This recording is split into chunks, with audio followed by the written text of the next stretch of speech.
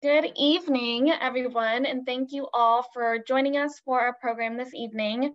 My name is Julia Lozano, and I am the Marketing and Events Director for the Populaeum. A little history on the Populaeum. We were founded in 1888 by renowned suffragist and activist May Wright Sewell as a place where women and women's groups could meet and share ideas. We carry on that tradition today through our mission as the place that connects and celebrates women.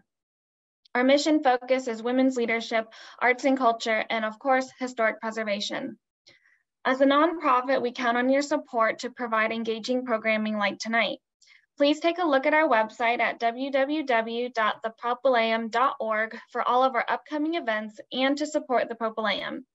We hope that you will join us for our upcoming programs. During the program this evening, please be sure to keep yourself on mute throughout the duration of the program. If you have any questions that pop up during the presentation, just drop them into the chat feature and we will have a live Q&A session at the end of the presentation. Our presenter this evening, Debbie Pigeon, has lived in Woodruff Place for 18 years, where she and husband Ben are raising their 3 children. She chaired the neighborhood flea market twice prior to having children, and when kids came along, she chaired the Homes Tour 5 times. Her current recurring events, she coordinates the annual Senior Tea and Youth Talent Show. Debbie will be assisted by Tom Abiel, a past president of the Woodruff Place Civic League and current president of the Historic Urban Neighborhoods of Indianapolis, or also known as HUNI, which I have learned tonight. And then fun coincidental fact, Tom also officiated at Debbie and Ben's wedding. So with that said, we will go ahead and get started. Debbie will share her slide, and we just wanted to give you guys a heads up. When she shares her slide, there is an option to minimize all of the video squares so that it won't block her presentation. But go ahead and take it away, Debbie and Tom. Put the full screen on there. I can just say a couple things about Woodruff Place, early history. James O, or his middle name was Orton, James Orton Woodruff. He's actually born and raised in upstate New York. He led a regiment during the Civil War, and he's actually pictured in the diorama at Gettysburg. If you've ever been in that big art, brown circular art thing at Gettysburg, he's actually pictured in the, he's part of the painting. He traveled through Europe after the Civil War and was really fascinated with a concept that he saw there called residential parks. And so when he came back from Europe, he actually moved to Indianapolis and founded the Indianapolis Water Company and installed some of the first major pumping station in the city. In 1868, he purchased 77 acres, about 1.5 miles from the middle of downtown, and began to develop it along the lines of a residential park with high canopy trees, fountains, statuary urns. It was actually a gated community originally, and lots started for sale in about 1872, and the first house was built in 1876. Woodruff lost all his money in the crash of 1872, but the town endured, and it was incorporated by a few people who were here at the time, was incorporated in 1876 as the town of Woodruff. The heyday for building was 1890 to 1920. And of course, after 1920, the city grew out and around Woodruff, and Woodruff Place was unable to afford police and fire protection. And so the city decided to annex it in 1952, but it took a 10-year court battle that actually went all the way to the Supreme Court before it was annexed by the city of Indianapolis. We got on the historic register, the National Register of Historic Places in 1972. We started we started our foundation in the late 80s, about 1988. So we had a 501c3. We became a designated historic district under Indianapolis Historic Preservation Commission in around year 2000. And so have been a district ever since. And as we go through the presentation, I'll talk about some of the historic infrastructure that we have responsibility for maintaining and kind of how that happened. But let me turn it over to Debbie now to get us started on our walking tour. Debbie? Yes, hello, good evening, everyone. I'm going to add a few notes about the history in the neighborhood before we start off. We'll go through most of the houses first, and then we'll add some of the special features that the neighborhood has. You know, I want you to imagine as you look at these pictures, if you see streets, that is not how Woodruff was built in the late 1800s. That, you know, originally it was dirt paths that were widened, and eventually, obviously, as cars came along, those were turned into roads. So horses were the main method of transportation when this neighborhood was built. So there is at least one house you will see the photo of where the horses were tied up in the front of the home. Although many people did have carriage houses that people would put their horses in the rear of the home. You may or may not have heard of the James Whitcomb Riley poem titled June at Woodruff. If you're interested in learning more about Woodruff Place, that could be a poem you could read. The neighborhood does span 80 acres. There are 3 drives north and south that span 5 blocks. And you cannot get in between those blocks except for at the 2.5 block marker where there is a cross drive to connect the west, middle, and east drives. So, you know, in most urban neighborhoods, you know, every block you can kind of turn left or right. You can't do that here. And so that is a unique feature that it is, you know, kind of isolated. It does reduce traffic some, but not completely from outside folks. The neighborhood was built to serve a variety of income levels. So a few people that lived here were Charles Test, the president of the National Motor Company, and then architect Brant T. Steele. But there were also a mix of homes. You'll see some smaller homes that were intermixed with some of the stellar, amazing, grand, big homes. And then it was in 1972 that Woodruff was placed on the National Register. And as Tom mentioned, the goal was to make a park-like atmosphere. And originally there were approximately 90 vases, planters, and urns and sculptures in our what we call esplanades, as you'll see once we get to, or as we kind of look through the tour.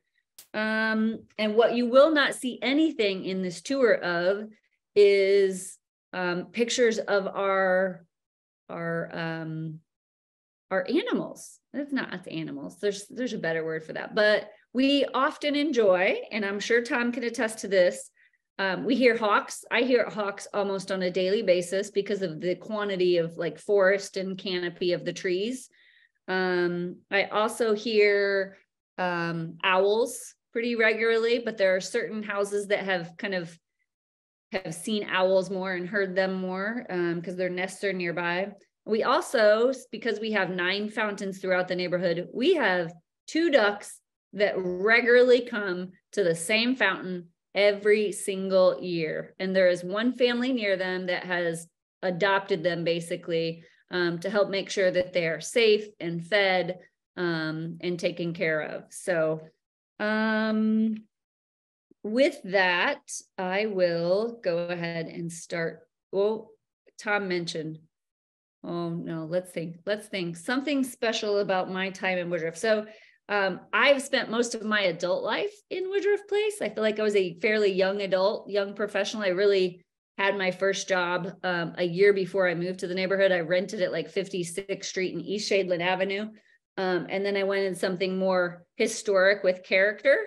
So I came down here to rent a home, knowing that if I saw the right place, that maybe I could be convinced to buy a home. And I went, saw the beautiful wood floors in a rental place, found a house that was for sale by owner, ended up buying that home. But there is, you know, I think a lot of people can remember their first time when they turn into the neighborhood. You kind of turn in and you go, you look around and you go, where in the world did this place come from? This does not look like the typical neighborhood that I have been used to as I was a young adult seeing it for the first time. So with that, we will show you what I got to see as we were going through the neighborhood. First up, we have a Queen Anne house that was built in 1893. And you'll see the gables and other classically inspired details. This house is on a double lot, so that will mean that it is 80 feet wide in the front. And all Woodruff lots are typically right about the 173 feet deep on their lots. So this home is 2 full finished floors. Actually, it's 3. The attic is finished up there, as many of them, when you do see attic windows, most of them, I would say, are finished somewhere now. Then you move into something that is a little bit smaller of a home, that is a prairie home. This is 881, known as the Wright House, and is actually right next door to the house that we looked at previously. It's called a free classic. It's a charming smaller home. It's a cottage that boasts the Palladian window in the gable and columns that illustrate the departure from the Queen Anne that we saw previously, because this home was built in 1907. Then we are going to go to one of, I will call a grand house. And if you ever, it was on the previous home tour last year, and is very beautifully decorated on the interior as well as beautiful on the outside. This home was built in 1904, and it is a I can't even say it. I'm horrible at it. Tom, can you say it? A Jacobean revival. Jacobean. Thank you, Jacobean. It has a Dutch gable, and it was designed by the architect Brant T. Steele, who is the son of the Hoosier artist T.C. Steele.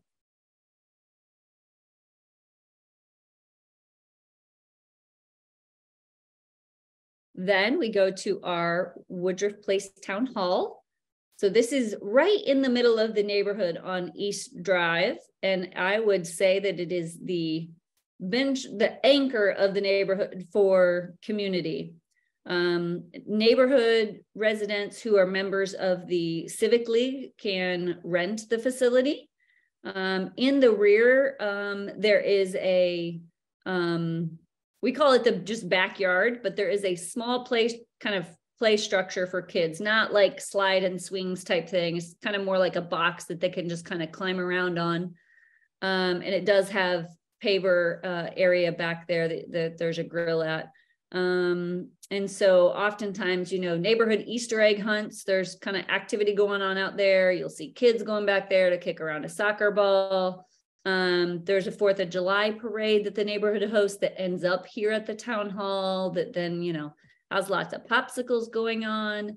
If you ever come to the neighborhood home tour, you will come to this place first to kind of get checked in and start your tour from there, where we always host a historical photo display inside that covers the past and the present.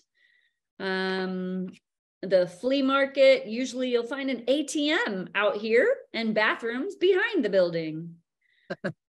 Hey, Debbie, could I say a couple things? Yes, please do. Yeah, so when Woodruff was annexed by the city in 1962, the Parks Department became the reluctant, what I call the reluctant heir of all this infrastructure that was in Woodruff Place, including the town hall, our fountains, and our streetlights, not to mention all the urns and statuary and the esplanades.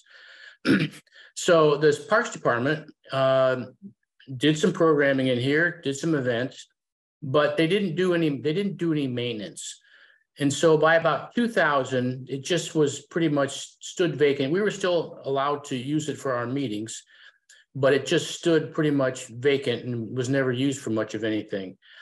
So the Parks Department told us it's around 2000, year 2000, that if we didn't have any use for it, they were gonna knock it down because they didn't really have any use for it. So at that point, we had formed a foundation. And so the foundation said, no, we want to, if you would deed it to us, we'll take it on.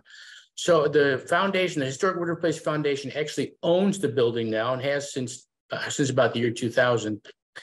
And since they have owned it, we rebuilt the north and the south walls completely. There's a new roof on the building. It's in probably the best shape structurally that's been in 50 to 75 years. So we actually own the building. We use it for all our meetings and a lot of social events. And as Debbie mentioned, it's kind of a hub for the neighborhood. The Woodruff Place Town Hall sign was made by one of our residents, and has been there now for several years. We get all our neighborhood, the Civic League gets its mail here. And so this building is, I don't know, I'm going to call it iconic exactly, but it's certainly an important place in the life of Woodruff. On May 7th, I believe it's Saturday, May 6th, I think it's going to be a Woodruff Palooza here. I think one of our neighbors is using it as a doing a fundraiser really for the Civic League, but they're having 5 bands play. They're providing all the food and drinks, so it should be a lot of fun. There was a question in the chat about whether this was used as a residence. No, but after World War I, it was used as a convalescence center for several years for some of the returning soldiers. But no, as far as I know, it was never used as a residence. It was built. Well, it was originally built, a long time ago. It was refurbished, I guess you'd say, in the 20s, 1927, 2028, into the structure that you see here. It was a little different, I guess, back in the early days. But no, it was never used as a residence. Debbie, back to you. Got it.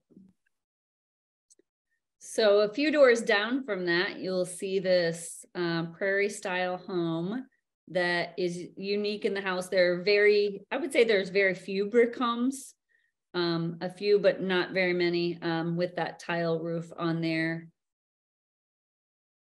And then we go to a Dutch colonial home that was built in 1904 with the gable roof, is the chief characteristics of the style. And then we go to the Woodruff Manor, which is across the street from that prior house. So I think we mentioned that. I just want to make sure that background noise is not the question. Okay. The Woodruff Manor was built with the goal to have a variety of housing in the neighborhood so that a wide variety of people at different phases of life could live in the neighborhood, which still continues to exist to this day. There are many single family homes as the majority. There are many duplexes, so 2 units. There are several, at least one, I'm not sure if there's more than one, at least one quadplex. And then this one, I believe, I'm not sure if you know, I think it's 16 units. Does that sound right, Tom? Yeah, I'm not sure, but I know it's more than 4. It's definitely, I think it is 16. Yeah, so it was built in 1930 and the style is a Spanish colonial revival. So you see the decorative gables, the red tiled roof, with stucco walls. And so this is, I believe, there may be 2 other homes that have stucco on the exterior within the neighborhood. So this is a fairly unique style in the area. And then you have 686 East. So this is called the Varney House and is the English home, which is an unusual style. Again, there's only a few of this type of home throughout. This current owner has owned it for over a decade and a half probably, and has been doing lots of restoration. And has an adult child that's living there, but he meticulously comes down and restores this over a period of time. I see him on the regular to say hi to George. And this one has a slate roof, which he knew how to do slate roofs himself, and I've seen him up on this roof doing a lot of the repairs, fixing it up. So he's pretty amazing. And I do believe it's one of the very unique houses that has what I believe is the eyebrow on there, on the roof. So we go over, we're taking the tour in the houses the way that the houses go, which is kind of weaving through the streets, just so that as people are walking it, they're staying on the same side of the sidewalk. So we kind of weave around around the corner to a Marjorie, can you say it for me? Jacobean. This is 707 Middle. So let's see. It's called the Michaelis House. It was built in 1935. And so scaled down version of a popular after the turn of the century and considered a favorite in Indianapolis. And another house with a slate roof too. Yeah, and it also has metal windows that have some lead in there. So this house is very difficult to get storm windows on the interior because those windows open in, or on the even on the exterior that would just change the facade of it. So I do believe this house only has single pane windows right now. And if you have any tips on how to change that with that style of window, I am open to helping tell the owners of that home. Okay, so you go on to 787 Middle, which is considered the Swanston House. This was built in 1894, is a Queen Anne. There are, I would say Queen Anne is a fairly common house in the neighborhood.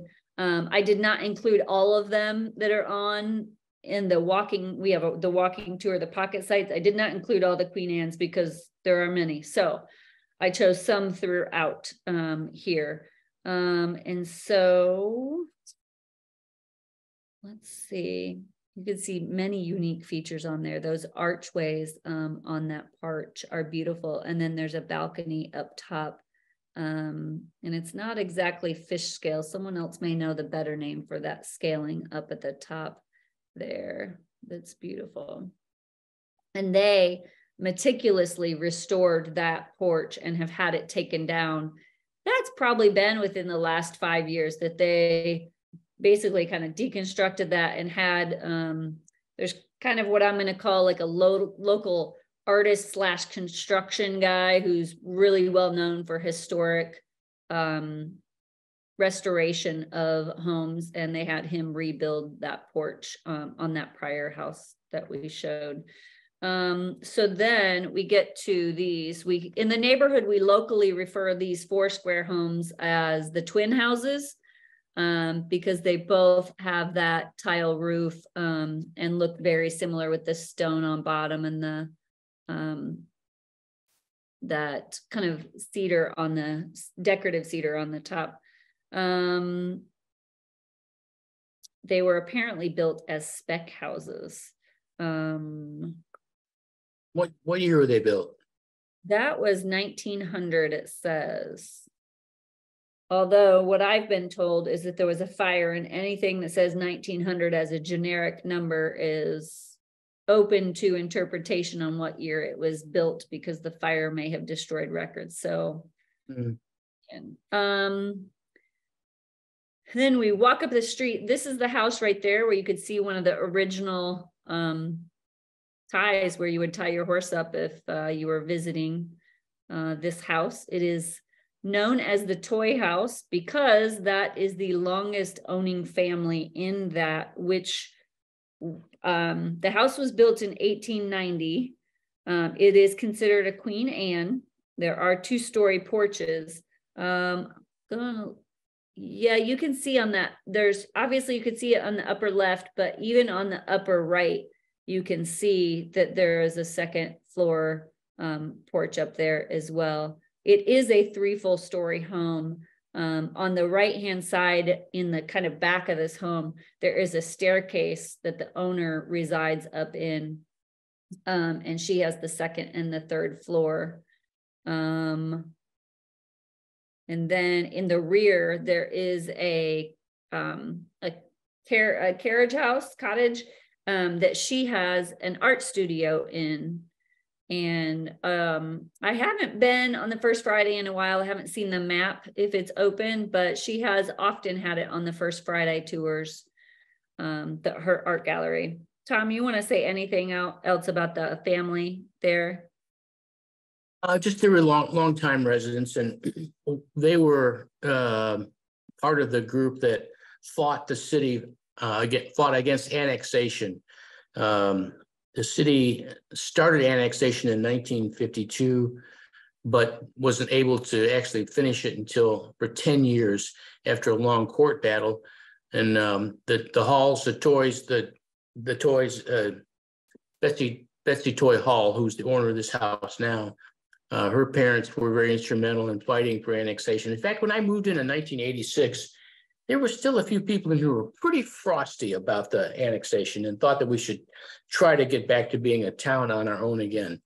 There's really no talk of that anymore. We can talk I will talk a little bit more about our relationship with the city now, and with respect to our fountains and streetlights and other infrastructure. But that's part of she's part of the lineage of people who were here and kept the town going, and we're hopeful to keep it going in perpetuity, but it just didn't work out.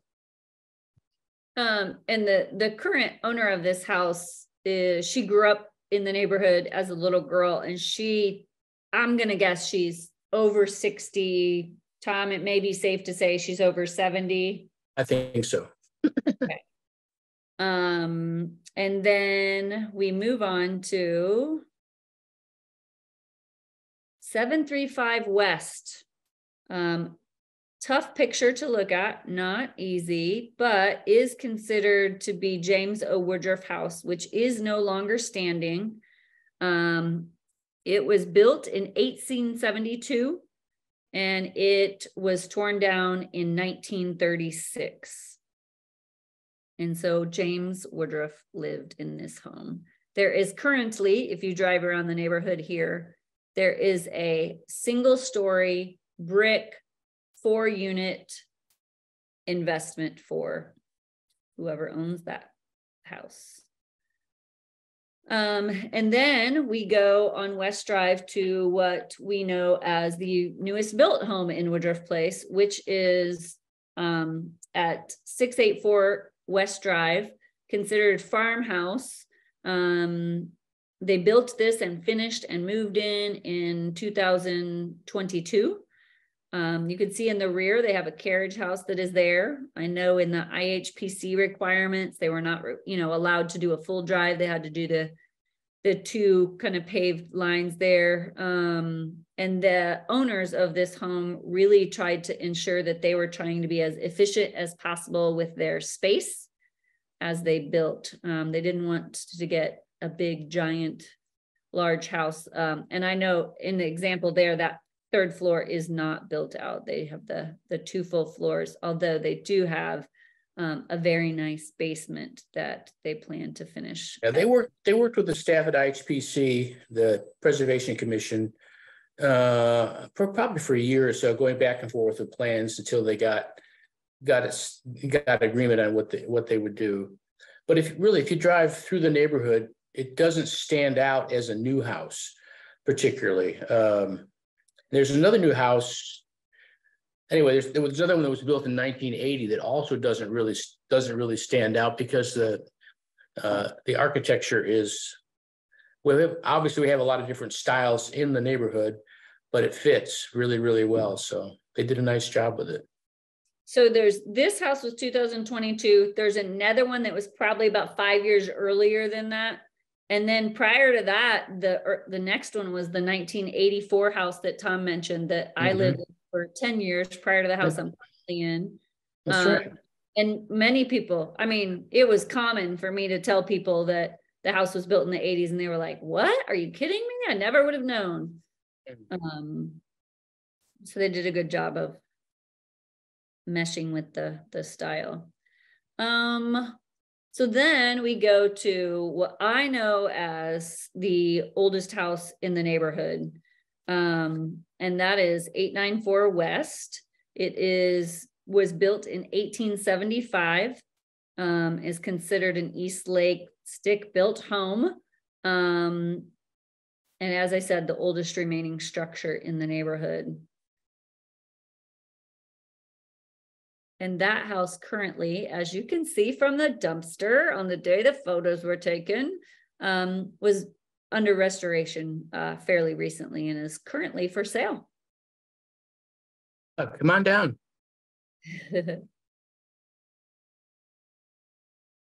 Then we go to Special House 960 West, which Tom Abeel had lived in and raised his family. Was this your second house, Tom? In Woodruff, it was our first house. We moved in 1986, summer of 86. The house had been shut up for quite a while before that. I remember we moved in. The windows were nailed shut. It was hot. It was in July. It was really hot. We really couldn't. It just was too hot to be upstairs. We had a 2-year-old baby, and we ended up sleeping in the living room downstairs. And I thought, oh my God, what have I done? It was like one of the worst days of my life. But we got through that, and my dad actually came out and helped me with a lot of restoration and all the spindles, and that's the original style of the spindles and on the porch, on the railing, under the railing. He helped me rebuild the railing and show me how to do it. So it was it's a labor of love, obviously, but there's stained glass windows in the attic even. It's pretty crazy, but yeah, it was a wonderful house. We really loved that house. I'm going to guess this is the house with the most fireplaces in the neighborhood. How many? Yeah, good point. There were six fireplaces in the house, and 2 in the bedrooms, and it had 3 sets of pocket doors, which were still in good working condition, and it had gas. The fireplaces were fired with gas and not wood. They were pretty small small fireboxes, so you couldn't really burn wood in them. And with the pocket doors, you could close off one or 2 rooms downstairs and heat very efficiently. You could just heat a couple of rooms. You didn't have to heat the whole house. So it was a pretty clever design. Of course, the pocket doors are these big, beautiful wood doors that, it's pretty amazing. Pretty amazing. Then we move on to 940 Middle.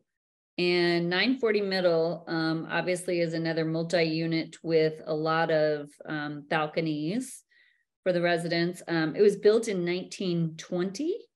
And they used stone detailing that reflected different styles from sources that they had.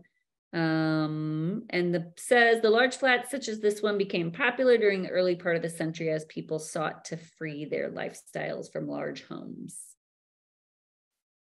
We think it was used as a music conservatory, wasn't it? That is what I hear. That is what we hear, yeah. And it was called the Essex House. Mm-hmm. The Essex, maybe not the Essex House, but the Essex. Yeah, that would be pretty cool. I've always thought that would be a pretty cool place to live. Yeah. And you can see that house to the south there. That one is one of the, I believe, fully stone built houses. Limestone, yep. Yep. And then you go to 845 Middle. 845 Middle kind of goes back to one of those smaller cottage homes. This was built in 1885. So again, it was one of the early construction homes in the neighborhood. It's considered Gothic revival. It was restored in 1970 and was, again, kind of known as modest for the Victorian era. Kelly Chapman just chimed in there. She's the current owner of the house. And Marjorie, I think you have some kind of an interesting side story here. Well, it's had a couple different types of facades, and my husband helped the owner to take this back to the original facade style so that it matched, and they considered the 18 whatever year it was built to be the period of its significance. So they took it all the way back and removed something that had been put in about 20 or 30 years after it was originally built. And I know on this house, the current owner online has done an amazing job at making sure that she has double pane windows and ensured that the restoration of those windows is getting her some good energy efficiency, the best that she can have.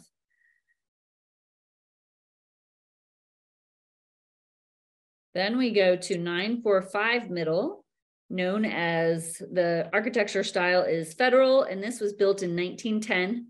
There are 4 units in this building, and the Larson family lived there for many years. 4 units, and in Small World, but Mr. Tom's daughter lived in this when she was a young adult. Okay, so that completes houses. We're going to move on to some other features within the neighborhood. And then if anybody has any questions, we'll take questions after that time. So next up to cover is one of the unique features of the neighborhood, which my pictures are not working. So we don't get to see. So we have 9 fountains in the neighborhood. There are 3 what I will call large. Debbie, I think if you go to the next slide, that there are fountains that show.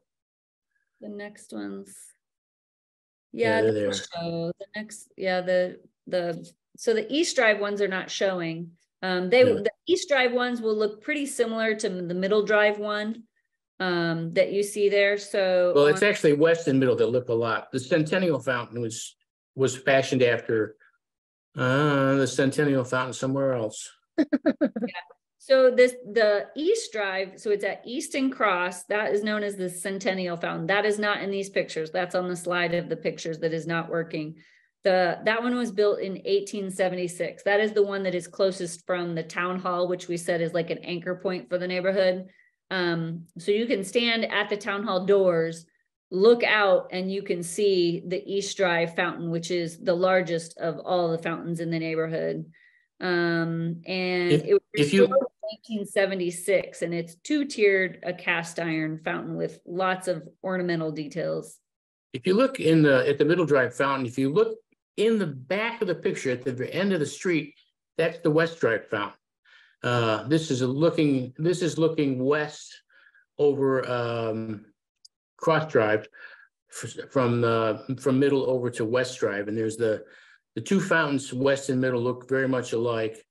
Pretty good size. So there's a little bit of history of these. When the Parks Department inherited these fountains with no extra money to do the maintenance, and so they were really in pretty much in disrepair. A lot of times they wouldn't run. The pumps kept breaking down. They had leaks in the basins. And in 2010, that was when I was president of the Civic League, I got an email from the Parks Department that said we can no longer afford to maintain the fountains. So they said, we're going to winterize them and then shutting them down.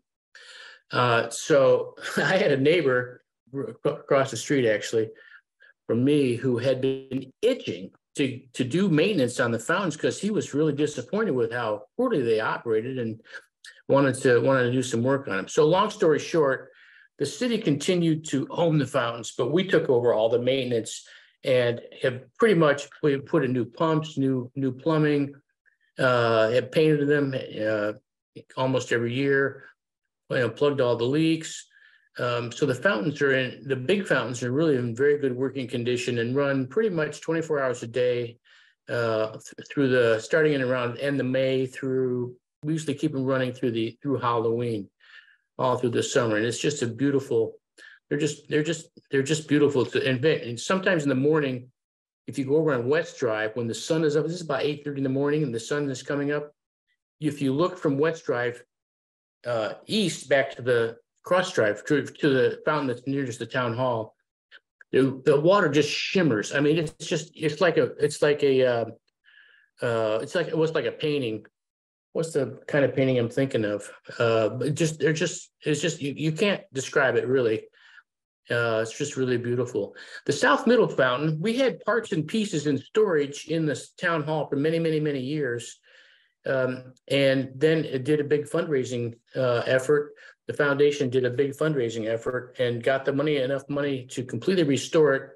Robinson Iron down in Alabama bought all of the J.L. Mott molds, fountain molds. And so they had a mold for a piece that we didn't have. We had a couple of pieces for which they didn't have molds. So they've got a complete set of molds now for this fountain. And this actually is the original color, which I personally prefer it to the white. But the big fountains have been white, and white for so long that people kind of expect that, I think. But this was the original color, and this has lights at night. It's really a very cool. It's very cool. So we're working on fundraising for restoring another of the smaller fountains on the north end of West Drive. That probably won't take place. I'm sorry, go ahead. When Tom means smaller, he means that one that says South Middle, that is considered a smaller one. Yeah. The Middle Drive one on the left, that is one of the main three on the center of each drive. The South Middle one, and then there's a North Middle one as well. And then on each drive, there's a North and a Southeast, and then West Drive, a North and a South. There were nine working fountains originally. And so we have the three big ones on Cross Drive. We've restored this, and we're going to work on the north one on West Drive. And then, it's a work in progress. It will take a long time to bring them all back if that ever actually gets accomplished. And these two, the one on the left was built in 1872, and the one on the right originally was built in 1873. And I personally just cannot imagine those being built in those times, but that is. Now here's an interesting little tie to James Woodruff. He ran the water company here back when he was working on Woodruff Place, and somebody suggested at one point that the reason he put in 9 fountains was to show people why they should hook up to the city's water system as opposed to just have wells and cisterns. This is a pretty elaborate advertisement for the water company, I would say, but it's just kind of that's certainly an interesting connection because that was all happening at the same time. It's definitely one of the most beautiful things and best features that the neighborhood has. And so a lot of fundraising goes into helping to restore them. We're talking about motors and pumps and cleaning, and unfortunately multiple times throughout the season when they're on from the beginning of May to October, bubbles come into place with people who think that that's a fun idea, but we think that that hurts motors and takes a lot of volunteer effort to clean out. So these are all maintained by volunteers, by the way. I mean, we have a small army of people that work on fountains and other infrastructure as well. Yep. Next up here, you will see a few of the markers of the neighborhood. On the left is the historic plaque that gives a little summary about Woodruff Place that's located on Middle Drive, right next to a fountain. And then the Woodruff Place is at the end of one of the streets as you enter the neighborhood. And then to go into some of the statuary, you can see our lion, the 4 seasons here. So this is one of the 4 seasons at the ends of 2 of the drives, one end, and then the very opposite end has all the different seasons of the year highlighted from that. And that was not that long ago. I mean, I say I've only been here 18 years. I know it's been within my 18 years that those 4 seasons have come around and been put out on the Esplanade. So a lot of effort goes into what is currently here in statuary, what are we missing, and then the acquisition and fundraising to go on to add additional statuary where some are missing at. And then one unique one that, Tom and I, both of us have both said, We did not know the uniqueness of this urn.